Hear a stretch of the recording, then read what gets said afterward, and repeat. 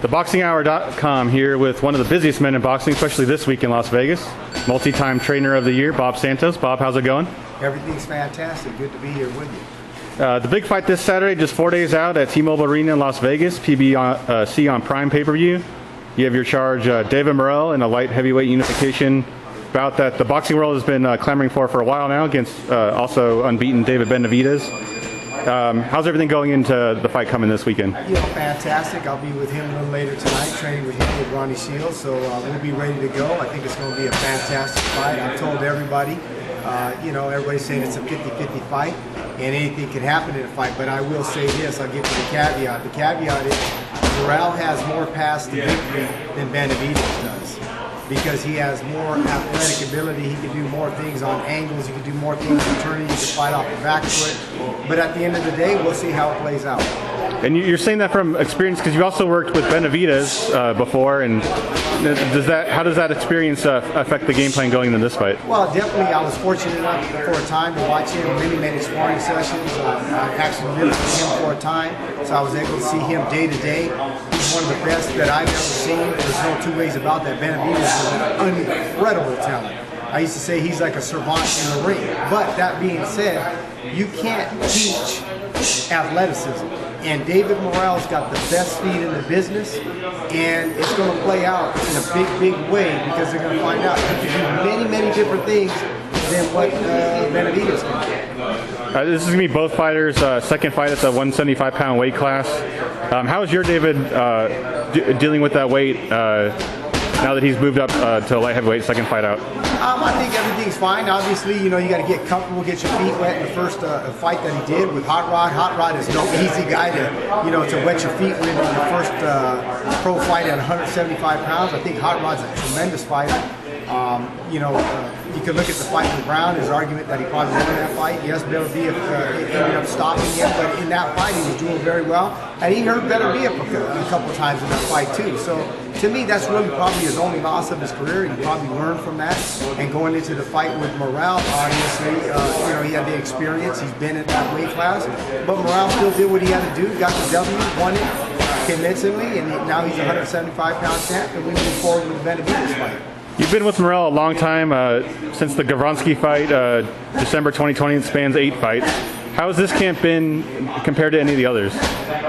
Well, fortunately, Ronnie Shields obviously did a great job with him out in Houston. My son was with him virtually every day, right there next to him. My son, Jeison Santos, who also worked with me. And I think they did a great job in preparing him, us as a team, with Edward Jackson, who does the strength and conditioning now, and has done it for the last couple fights. So I think we have a great team. I think people are underestimating what we bring to the table. Ronnie Shields, like I said, to me is a Hall of Fame trainer, and I think that's going to pay dividends when the fight plays out, because when adjustments have to be made, Benavidez, they've done a great job up to this point, but I'm rocking with my guy Ronnie Shields. I think he'll make the good adjustments in the corner. He's been there.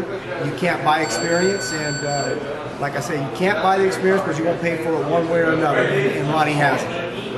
Morrell obviously had the deep amateur background, like no American fighter could possibly match. Do you think that is an edge in this fight with Benavidez? You know what? No two ways about it, because when you fight the Russians, the Kazakhstanians, the Ukrainians, it gives you an advantage. A lot of people say, well, it's only 3 rounds, but we're talking about a plethora of fights. So, with different styles, different combinations. Then a lot of people will say, well, Benavidez has much more of the experience in the pro ranks. Yes and no.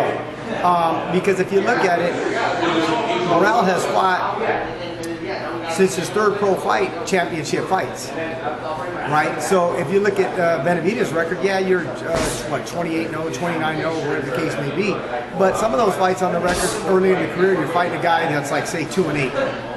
Yes, it's experience, but how much experience? As opposed to Morrell, in his 3rd pro fight, you fight a guy who's 20-something mil. So you got to take that, with a caveat.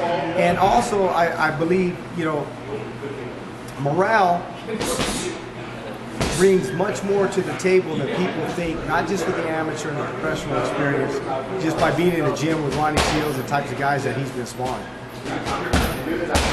The fight with Benavidez is one that Morrell's waited for a while, and the boxing world's really wanted this fight for a while. If you could look in your crystal ball, how does this fight play out?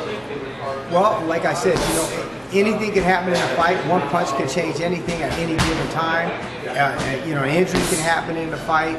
Outside of something, unfortunate happening, a guy rolls his ankle, breaks his hand. I'm definitely rolling with David Morrell. The reason I'm rolling with David Morrell is because he has more avenues to victory than does Benavidez. I'll give an analogy in a football analogy. I like the team that can pass the ball and run the ball, as opposed to the team that just can run the ball. I'm not saying the team that can run the ball can't win the Super Bowl, but I sure like the chance of the team that can do both. If that fight weren't enough of a handful, you have two other fighters going on Saturday at T-Mobile. First, you have former world champion Jeison Rosario in a very interesting fight against Jeison Ramos in an unofficial elimination bout of sorts. How has camp gone for Rosario, and how do you see that fight playing out? You know what? I'm very happy with Rosario. I think it's been, to me, probably one of the best coaching jobs that I've done. When you consider it's very difficult to bring a guy back from a loss, let alone 4 losses, let alone 3 stoppage losses, and then to be off almost 2 years, and to bring him back, get the draw with Hurd, and get ourselves into this position. And my hats are off to Rosario to do that too, to get himself back in this position. A lot of people don't understand how difficult it is to come back from a knockout loss, let alone 3 stoppages.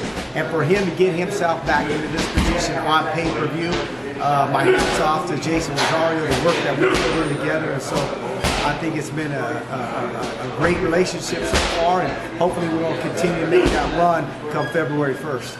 Ramos is a tough guy, obviously, and he's on the cusp of something big if he could get past your guy. What do you like about this fight? Well, it's a great opportunity for us, right? Because we go out there, we beat Ramos, it puts us right back where he was when he beat J-Rock. He's right back at the top of the mountain. So it's a very do-or-die situation for us, and probably for him too, because he had the loss with Lubin. It could have went either way. A lot of people feel that he may have won it, but I mean, it was a close fight. Could have went either way. So in some regards, he knows his back's against the wall too. As a young fighter, he doesn't want to have his second setback on his way ascending to the title. And so both these guys are at the crossroads, and we're both, in some sense, a do-or-die situation. Probably much more so for us, being that my guy has 4 losses, was stopped 3 times. I was out of boxing for almost 2 years, as opposed to the young guy who has 1 loss. But we're both definitely at a crossroads. Your next fighter on the card is undefeated super middleweight and John Easter.